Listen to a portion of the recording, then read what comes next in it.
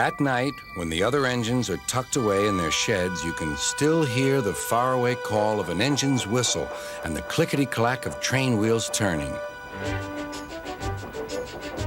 This is the sound of the mail train. One train is pulled by Thomas and the other by Percy, as the loads are too heavy for one engine to do the work alone. The mail is loaded into freight cars at the harbors, and the engines pull their trains through the silent stations, delivering their precious loads.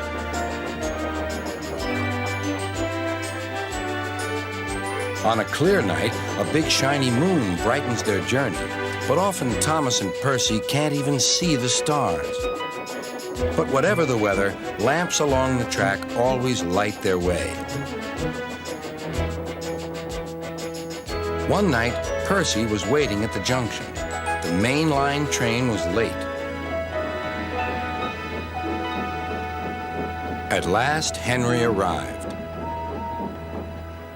"Sorry," he puffed. "The mail boat from the mainland was delayed." "Come on, Percy," said his driver. "Let's make up for lost time." Percy puffed along as quickly as he could, but the sun was already rising as he finished his work. Never mind, thought Percy. It's nice to be up and about when it's the start of a new day and there's no one else around. Percy was not alone for long. "Bother," said Percy. "It's that dizzy thing, Harold." "Good morning," whirred Harold. "I always said railways were out of date, but you're so slow with the mail. You should give everyone their stamps back." Percy was too tired to explain. "Bird brain," he muttered.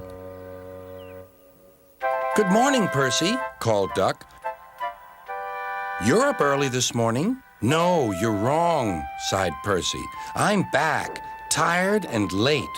He rolled into the shed and fell asleep almost before his buffers touched the bar. His driver decided to set off early that evening. Thomas was waiting at the station. "Thank goodness I have a chance to speak to you. Driver says that the person in charge of the mail has complained to Sir Topham Hatt about the delay last night."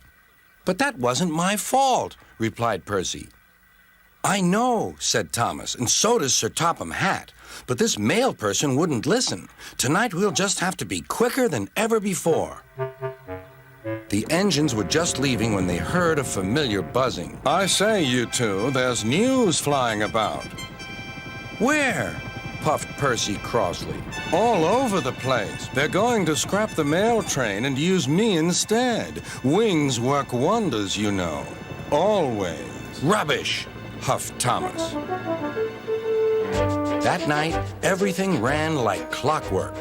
Thomas and Percy steamed through the stations, making good time everywhere they went.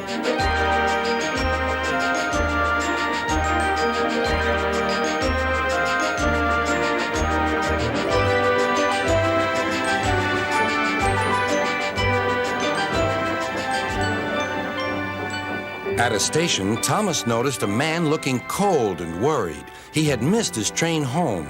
"We can give you a ride," said Thomas's driver, "but it will be rather uncomfortable." "Thank you," said the man. "Anything's better than sitting here."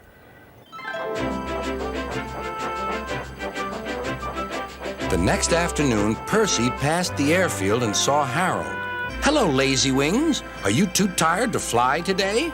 "The wind's too strong," grumbled Harold. "I've been grounded." "You need rails," laughed Percy. "They work wonders, you know. Always." That night, Sir Topham Hatt showed the two engines a letter. It was from the man who missed his train. "He thinks you are both splendid, and everyone says that the mail train is the pride of the line."